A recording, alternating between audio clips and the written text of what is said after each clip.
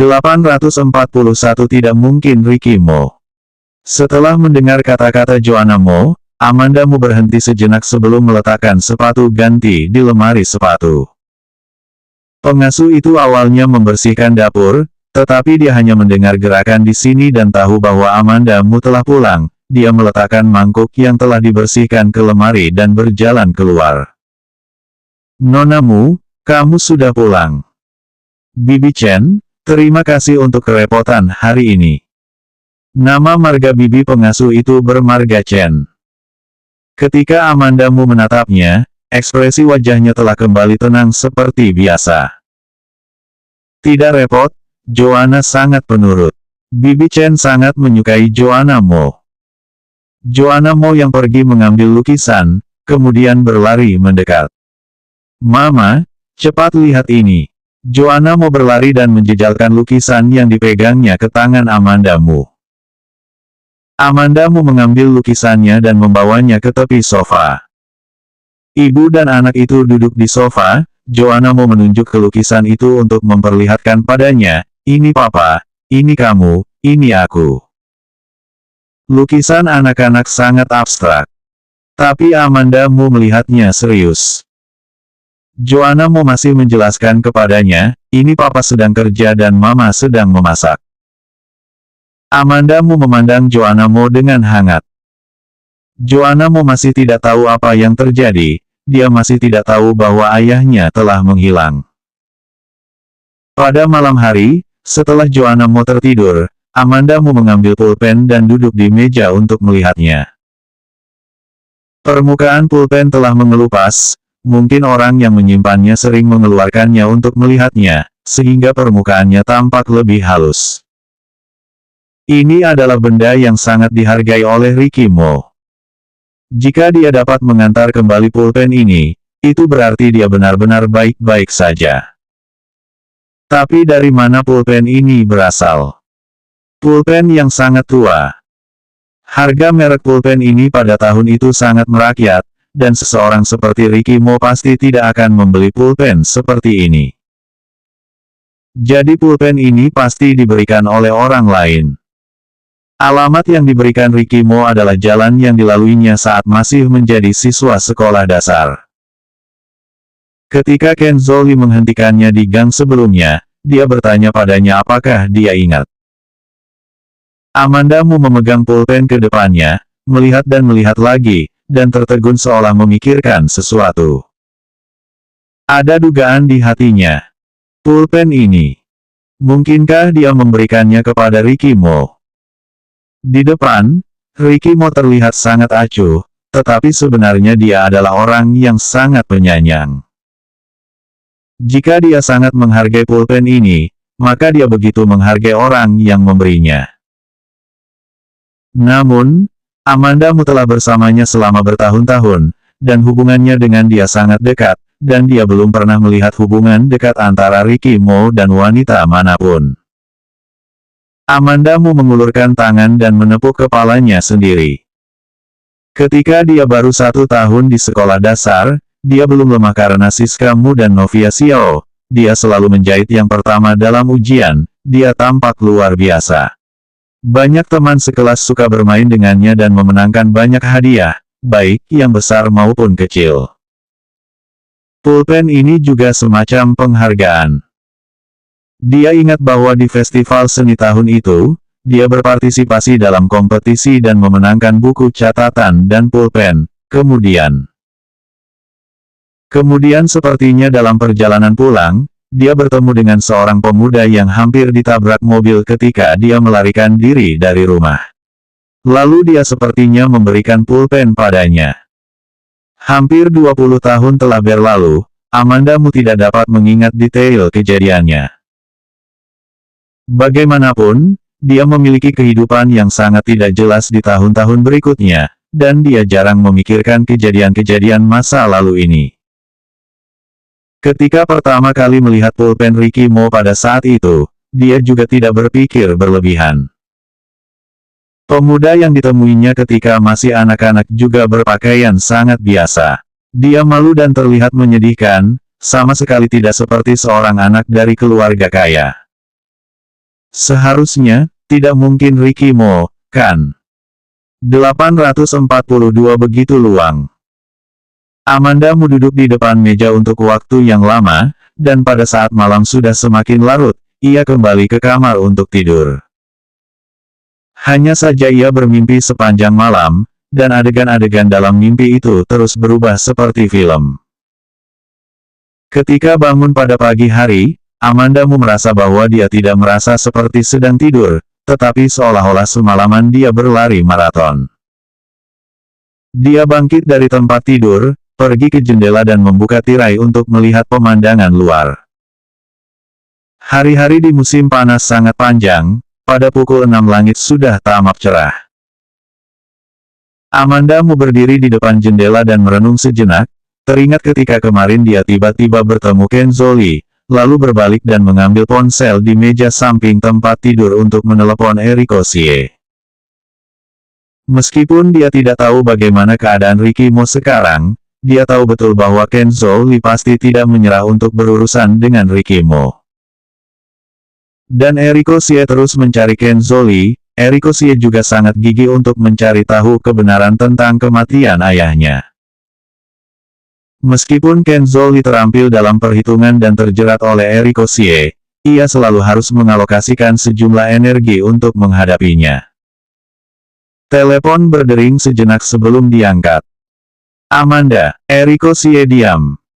Amanda Mu langsung berkata, bukankah kamu sedang mencari Kenzo? Aku melihatnya kemarin di kota J. Eriko Xie terdiam sejenak lalu berkata, Amanda Mu, iya.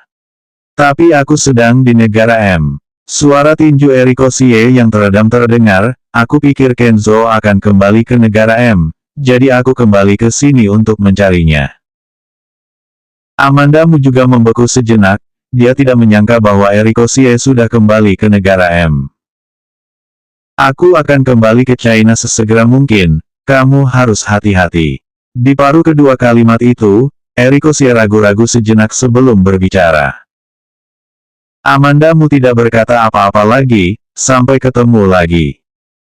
Dia menutup telepon, pergi ke kamar mandi untuk mencuci muka dan menggosok gigi, lalu berganti pakaian dan keluar. Nona Mu sudah bangun. Bibi Chen yang bangun begitu awal sedang membuat sarapan, ia keluar dari dapur ketika mendengar suara gerakan. Amanda Mu menjawab, selamat pagi. Nona sudah mau pergi bekerja. Pergi setelah sarapan saja, aku sudah selesai memasak. Bibi Chen tampaknya takut bahwa Amanda Mu akan pergi tanpa sarapan, jadi dia bergegas kembali ke dapur untuk menyajikan makanan untuknya. Waktu juga masih awal, dan Amanda Mu duduk di meja. Joanna Mo baru-baru ini tidur begitu lama, dia belum juga bangun ketika Amanda Mu sudah selesai makan. Amanda Mu membuka pintu dengan pelan, berjalan ke tempat tidur dan memandang Joanna Mo, sebelum akhirnya berbalik untuk pergi bekerja. Amanda Mu duduk di depan meja, memandang tumpukan dokumen di depannya, mengambil napas dalam-dalam, dan dengan pasrah memandangnya. Dokumen belum selesai dibaca, tapi harus menghadiri rapat. Setelah 2 rapat berturut-turut, Amanda Mu kembali ke kantor, bersandar di kursinya dan melihat langit-langit ruangan. Ia tidak ingin bergerak. Setelah Doni memberinya secangkir kopi, dia keluar tanpa berkata apa-apa. Amanda Mu kembali mengeluarkan pulpen yang dia terima kemarin dan melihatnya. Ricky Mo hanya mengatakan pukul 6 sore, tetapi tidak mengatakan tanggal secara detail. Kemarin dia pergi pada pukul 6 sore, dia bertemu Kenzo Lee. Hari ini dia tidak mungkin bertemu dengan Kenzo Lee lagi, kan? Dan Eriko Xie akan kembali ke kota J. Kenzo Lee mendapat informasi lengkap, jika dia tahu Eriko Xie akan kembali ke kota J, seharusnya dia sudah siap. Lagi pula, dia tidak berpikir bahwa Kenzo Lee memiliki waktu yang begitu luang. Ketika tiba waktunya untuk pulang kerja, Amanda Mu langsung berdiri, mengambil tasnya dan pergi. Saat Doni kebetulan ingin masuk mengantar dokumen, ia menabrak Amanda Mu di depan pintu. Dengan suara, "Wus," semua kertas yang Doni pegang tiba-tiba jatuh ke lantai. "Maaf, asisten Doni." Amandamu tidak membantunya mengambil dokumen yang jatuh tersebut, namun dengan buru-buru berkata, "Aku ada urusan mendesak, jadi aku harus pergi terlebih dulu, maaf karena telah merepotkanmu." 843 Ternyata benar-benar kamu. Direkturmu. Suara Doni terdengar dari belakang, dan Amandamu melambaikan tangan padanya tanpa melihat ke belakang. Doni berbalik, melihat dokumen yang jatuh di lantai, menghela nafas, dan mulai memunguti dokumen-dokumen tersebut. Amandamu meninggalkan perusahaanmu dan pergi ke jalan lama kemarin. Dia mengemudi sedikit lebih cepat dalam perjalanan menuju ke jalan tersebut, waktu juga masih sedikit lebih awal ketika dia tiba di jalan lama, dan kebetulan bertemu dengan sekolah dasar terdekat yang baru pulang sekolah, jadi ada banyak murid di jalan. Amandamu memarkir mobil di sisi jalan, menggelengkan kepalanya sejenak. Kemudian, dia membuka pintu dan keluar dari mobil. Di kedua sisi jalan, ada orang tua yang menjemput anak yang sudah besar pulang sendirian, serta pedagang keliling. Amandamu berdiri di pinggir jalan, lalu melihat sekeliling. Ia tidak melihat satupun sosok yang dikenalnya. Amandamu berjalan di sepanjang jalan sejenak, melihat langit berangsur-angsur menjadi gelap, dia berbalik dan kembali ke mobil. Pada saat ini, itu adalah puncak pulang sekolah dan kerja, dan dia terjebak di jalan tepat setelah dia keluar dari jalan lama tersebut. Pada saat ini, ponselnya berdering. Bibi Chen di rumah yang menelepon. "Bibi Chen, ada apa?" "Tidak ada apa-apa, Joanna yang memintaku untuk meneleponmu." Bibi Chen hanya berkata seperti itu dan tidak berbicara lagi. Kemudian, suara Joanna Mo yang belum matang pun berdering di ujung lain telepon. "Mama, apakah kamu akan pulang untuk makan malam?" Ketika Amandamu akan berbicara, sudut matanya melihat seorang pria berpakaian hitam mengenakan topi melompati pagar. Pria itu membuka pintu mobilnya, dan duduk di kursi belakang. "Sebentar lagi aku akan pulang." Amandamu melihat ke kaca spion dan menutup telepon setelah berbicara dengan tenang. Pria yang duduk di barisan belakang mengenakan kemeja hitam lengan panjang dan celana hitam, dan topi yang ditekan di atas kepalanya hingga rendah. Dari sudut pandang Amandamu, hanya lehernya yang terbuka yang bisa dilihat. Kancing kerah kemeja dengan dikancingkan hingga ke atas, dan warna lehernya yang putih tampak aneh di baju hitam itu. Tiit! Mobil di belakangnya membunyikan klakson, mendesak Amandamu untuk cepat melaju. Amandamu pun tersadar, ia mengunci pintu, dan melajukan mobilnya. Mobil melaju dengan stabil di jalan pada malam hari, dan ekspresi wajah Amandamu selalu tenang. Dan pria yang duduk di barisan belakang juga tidak pernah mengangkat kepalanya. Di dalam mobil itu sangat sunyi, seperti tidak ada dua orang tersebut di dalamnya. Setelah melaju ke kawasan tempat tinggalnya, Amandamu mengendarai mobil langsung ke tempat parkir bawah tanah. Tempat parkir bawah tanah sepi, di sini juga tidak ada orang. Amandamu menghentikan mobil dan perlahan mengulurkan tangannya untuk melepaskan sabuk pengaman. Dia tidak melihat ke belakang, hanya melihat ke kaca spion, menggerakkan bibirnya, dan mengatakan nama yang sudah lama tidak dia panggil. "Ricky." Pria berpakaian hitam yang duduk di barisan belakang perlahan melepas topi yang menekan kepalanya, lalu mengangkat kepalanya, matanya bertabrakan dengan Amandamu di kaca spion. Amandamu perlahan mengepalkan tangan di sisi tubuhnya. Ekspresinya kaku dan bingung seketika, kemudian dia melengkungkan bibirnya untuk menunjukkan senyum yang sedikit mengejek. "Ternyata benar-benar kamu." Rambut Ricky Mo pendek dan wajahnya tampak kurus, tetapi kedua matanya, seperti tinta, masih sangat energik. Penampilannya tidak terlihat kuyu, tetapi lebih energik. Amanda Mu akhirnya tidak bisa menahan senyum sinis di bibirnya. Ia berkata, sepertinya kamu baik-baik saja. Melempar perusahaan Mo sebesar itu padanya, dia di luar tidak begitu menyedihkan seperti yang Amanda Mu pikirkan. Ricky Mo tidak berbicara, tetapi memandang Amanda Mu di kaca spion dengan mata terfokus. Hati Amanda Mu begitu marah, suaranya sedikit tajam, bicaralah. Untuk masalah perusahaanmu, kamu tidak perlu membuat dirimu terlalu lelah. Kamu bisa menyerahkannya pada Doni, atau bertanya pada manajer profesional. Suara Ricky Mo pelan dan serak. 844 peluk sebentar lagi, oke. Ada sedikit sindiran dalam suara Amanda Mu, aku tidak lelah. Entah bagaimana aku menangani perusahaanmu, apakah ini ada hubungannya denganmu? Ketika mengucapkan kalimat itu, Amanda Mu bisa merasakan bahwa suasana di dalam mobil menjadi sedikit tertekan. Tak lama kemudian, Ricky Mo memanggil namanya dengan berusaha menahan nada suara, Amanda. Suaranya tidak ringan atau berat, tetapi sedikit ditahan. Tapi Amanda Mu mendengar amarah yang tersembunyi di nada bicaranya. Amanda Mu mengambil napas dalam-dalam, membuka pintu dan keluar dari mobil, lalu berjalan menuju lift. Langkah kaki pria itu terdengar di belakangnya. Ricky Mo keluar dari mobil dan menyusulnya, lalu menghalangi jalannya. Amanda Mu ingin melewatinya untuk pergi, dia mengulurkan tangan dan menangkap lengan Amanda Mu. Amanda. Lepaskan. Amanda Mu tidak menatapnya, dan melirik tangan yang memegang lengannya.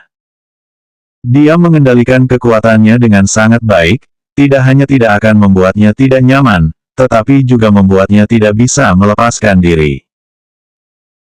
Amanda Mu sangat gelisah, dia memutuskan semuanya seorang diri, lalu dia muncul ketika dia ingin muncul, dan menghilang ketika dia ingin menghilang.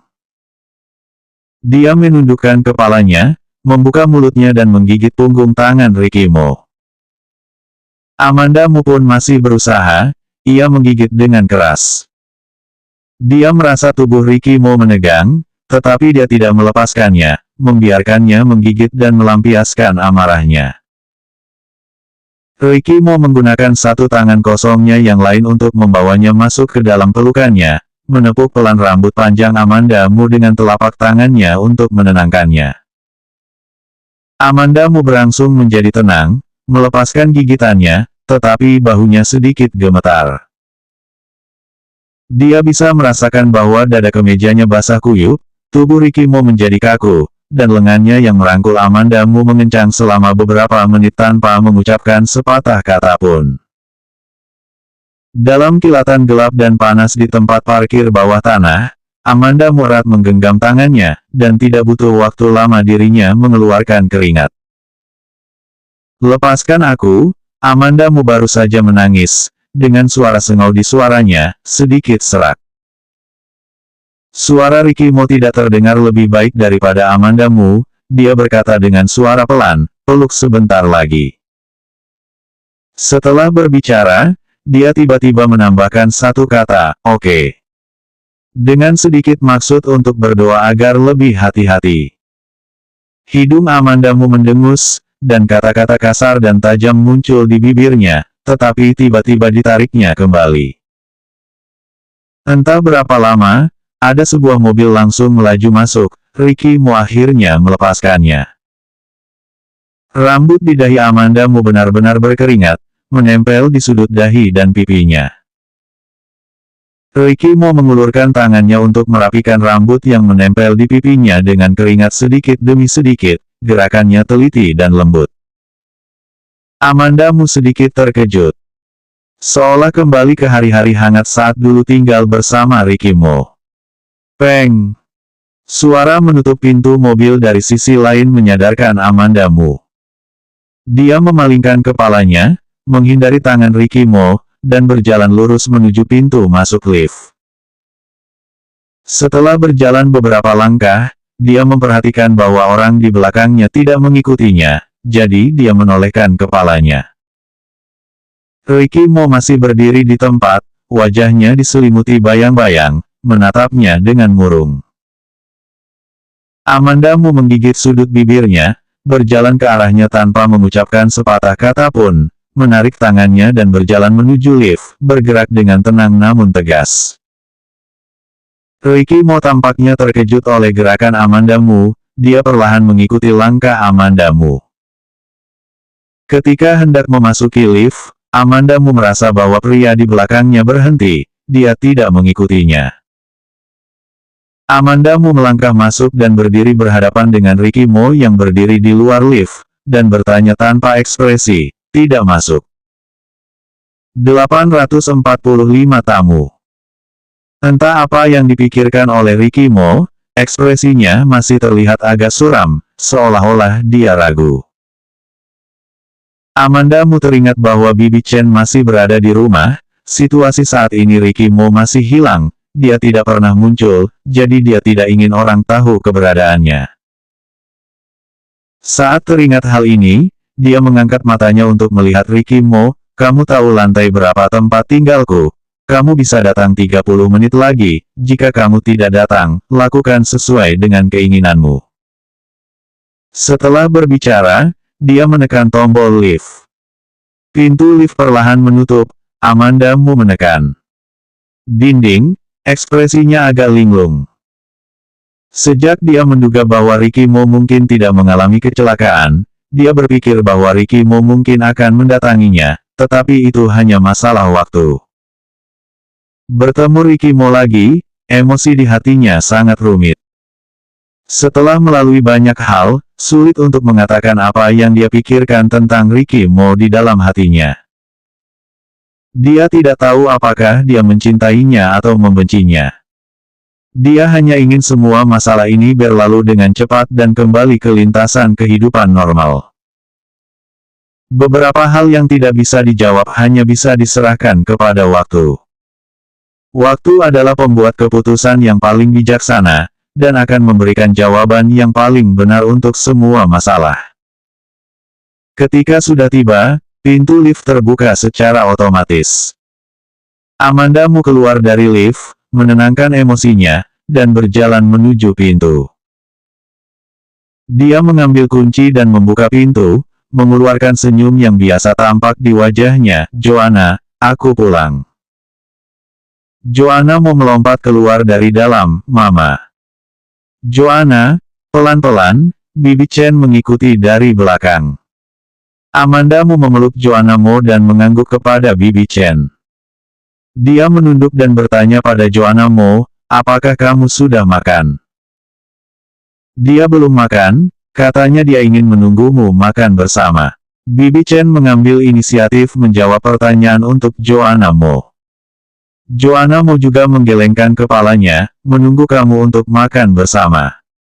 Amanda Mu mengusap kepala Joanna Mo dan menggendongnya menuju meja makan. Setelah duduk di meja makan, dia berkata dengan santai, Bibi Chen, sejak kamu datang ke rumah ini, kamu belum pernah pulang untuk istirahat, kan? Aku besok kebetulan ingin beristirahat di rumah dan pergi bekerja. Kamu bisa pulang dan melihat-lihat keluargamu. Bibi Chen tersenyum dan mengangguk, baiklah, aku besok pagi akan bangun awal, tapi aku khawatir akan mengganggumu. Kalau tidak, aku menunggu kamu selesai makan, lalu aku akan membersihkan meja kemudian pergi. Tidak perlu, kita makan sangat lambat, aku bisa membersihkan meja sendiri, lebih baik kamu pulang lebih awal, jadi akan lebih aman, aku akan membantumu menyiapkan taksi. Bibi Chen berkata dengan sangat sopan, tidak perlu. Tidak apa-apa, aku sudah memesannya, sebentar lagi akan tiba, kamu bisa turun sekarang, dan aku tidak akan mengantarmu pergi. Amanda Mu meletakkan ponsel setelah berkata, terima kasih, Nona Mu, kamu baik sekali, kata Bibi Chen dengan ekspresi terima kasih, dan pergi untuk mengemasi barang-barangnya. Dia hanya pulang untuk 1 hari, sama sekali tidak perlu mengemasi apapun, jadi dia segera pergi. Amanda Mu dan Joanna Mo mengantar Bibi Chen keluar, memandanginya masuk lift, dan membawa Joanna Mo kembali masuk. Saat menutup pintu, Amanda Mu berhenti sejenak, ia tidak menutup pintu dengan rapat. Sudah hampir 30 menit sejak dia kembali sebelumnya, jika Ricky Mo akan muncul, berarti dia akan muncul dari lift berikutnya. Karena itu, dia tidak perlu mengunci pintu. Ketika ibu dan putri ini kembali ke meja makan, Amanda Mu memandang Joanna Mo dan berkata dengan lembut, "Joanna, sebentar lagi ada seorang tamu yang akan datang ke rumah." Paman Eriko. Joanna Mo menatapnya, matanya berbinar, dia sudah lama tidak menemuiku. Amanda Mu tertawa, karena Paman Eriko adalah orang dewasa, dia memiliki banyak hal lain yang harus dikerjakan, dia akan datang untuk menemuimu ketika dia punya waktu. Selanjutnya bab 846 dia yang berpikir terlalu berlebihan.